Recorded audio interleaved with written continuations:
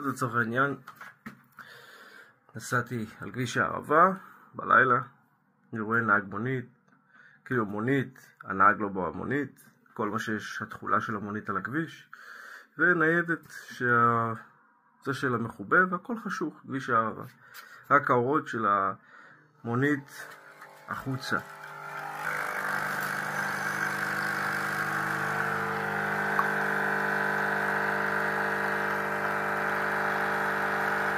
תסלם יא זלמה, אני אומר לעצמי, מה לעזאזל הולך פה?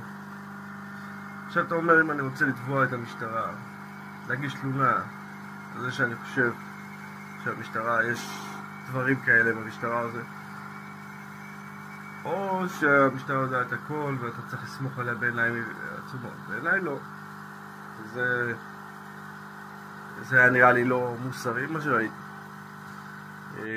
האנשים נכנסו פנימה, הלכו לבפנים, לתוך הג'בלאות, משפט שדה קוראים לזה או מה שזה לא יהיה. ככה זה נראה. רגע, נוסיף עוד מים.